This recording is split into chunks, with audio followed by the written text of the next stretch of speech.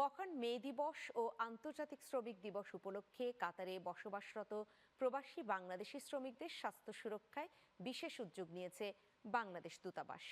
আসন্ন গ্রীষ্মকালীন তাপপ্রবাহে শ্রমিকদের সচেতনতা বাড়াতে বিশেষ সেমিনার ও সচেতনতামূলক সভার আয়োজন করা হয়েছে। বিস্তারিত দেখুন ডেস্ক রিপোর্টে।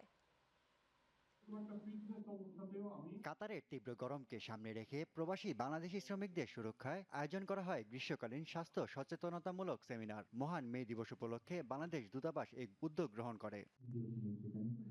কাতারে নিযুক্ত বাংলাদেশের রাষ্ট্রদূত হযরত আলী খানের সভাপতিত্বে অনুষ্ঠিত সেমিনারটির সঞ্চালনা করেন দূতাবাসের প্রথম সচিব সোহাইব আহমেদ। অনুষ্ঠানে কাতারের বিভিন্ন খাতে কর্মরত বাংলাদেশি কমিউনিটির নেতা, শ্রম অধিকার সংগঠনের প্রতিনিধি, সাধারণ শ্রমিক সহ দূতাবাসের কর্মকর্তারা অংশগ্রহণ করেন।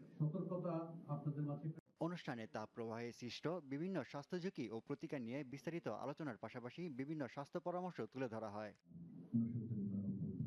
এই ধরনের সেমিনারকে স্বাগত জানিয়ে কমিউনিটির নেতারা বলেন, দূতাবাসের এই উদ্যোগ প্রবাসী শ্রমিকদের জীবনমান উন্নয়নে গুরুত্বপূর্ণ ভূমিকা রাখবে। News desk, channel 9।